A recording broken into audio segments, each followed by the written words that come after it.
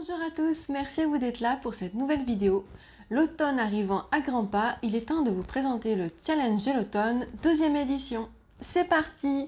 Comme d'habitude, je vous présente le challenge et ma pile à lire. Donc pour le premier thème, il s'agissait de lire un livre avec une couverture automnale. Je sais, c'est assez bateau, mais j'aime bien mettre tout ce qui est couverture, graphisme en avant à chaque fois dans les challenges. Donc pour cette catégorie, j'ai décidé de lire Les Sœurs de Montmort de Jérôme Loubry, que j'ai reçu cette semaine. Donc voilà, envoyé par l'éditeur. Bon, voilà, ça fait un peu Halloween. Halloween se passe en automne. Les couleurs sont marron-orange. Je me suis dit, on est bon. Donc voilà, celui-ci pour cette catégorie. Ensuite, j'ai mis une catégorie un peu plus originale. Il s'agissait de lire le livre le plus petit de ta palle.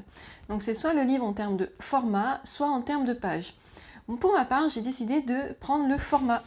Donc j'ai choisi Emma de Jane Austen aux éditions La Bibliothèque des Classiques que m'a offert mon amie Lila. C'est le deuxième que j'ai dans cette collection et je la trouve trop belle, hein, vraiment, elle est vraiment très très belle. Et ben au moins ça me permettra aussi de sortir ce livre que j'ai envie de lire un petit moment. Puis je trouve le format vraiment original pour le coup. Ensuite, j'ai choisi de lire un livre mystérieux. Mystérieux, ça veut tout et rien dire, je suis d'accord. En fait, vous choisissez, soit c'est un livre dont vous avez très peu entendu parler, un livre dont vous ne savez pas de quoi il parle, un livre avec le mot mystère, mystérieux dans le titre, c'est vous qui voyez. Pour ma part, j'ai décidé de prendre Le Mystère de Sammy Want de Christian White aux éditions Folio Policier. C'est un livre que j'avais déjà mis dans une première sélection, je ne sais plus pour quel challenge c'était. Et voilà, je me suis dit pourquoi pas le mettre ici. Il y a le mot mystère dans le titre, donc c'est bon, il rentre dans la catégorie. Ensuite, j'ai mis un livre pour avancer une saga. Ça peut être pour avancer, continuer ou terminer, c'est vous qui voyez. Le tout, c'est qu'il fasse partie d'une saga. Trilogie, duologie, voilà, comme vous voulez, hein, juste que ce soit un livre qui rentre dans une succession de livres. Donc j'en ai ressorti un que je devais lire pour le challenge de l'été que je n'ai pas lu. Il s'agit de La Sœur à la Perle de Lucinda Riley, donc c'est le tome 4 de sa saga des 7 sœurs. Je l'avais sélectionné pour une couverture estivale, et c'est vrai que je ne l'ai pas lu parce qu'en fait il fait 730 pages et il m'avait fait un peu peur. Mais voilà, là j'ai bien envie de le lire, donc j'ai décidé de l'inclure dans cette pile à lire. Ensuite, j'ai fait un peu plus commun, on va dire, j'ai décidé de lire un classique. Pourquoi un classique? En fait, en automne, c'est pour moi, hein, à mon goût personnel, une très bonne période pour lire du classique parce que on est chez soi à l'intérieur, ambiance cocooning, on a peut-être un peu plus de temps. Donc voilà, moi j'aime me lancer à cette période dans des classiques. Et j'ai choisi un classique un peu moins connu, un peu moins étiqueté classique. Il s'agit de Anne de Green Gables de Lucy Maud Montgomery. J'ai lu ce livre à Noël par mon très cher binôme Alban. Et j'ai eu de bons retours dessus, notamment Lucie qui l'a lu, qui m'a dit que c'était très très bien. Et j'avais envie de le lire, en fait c'est un livre qui existe depuis un moment, hein. C'est vraiment un classique de la littérature. Et du coup c'est l'occasion de le découvrir, en sachant que je crois que c'est une saga de 4 livres. Donc voilà, si ça me plaît, je pourrais lire les autres.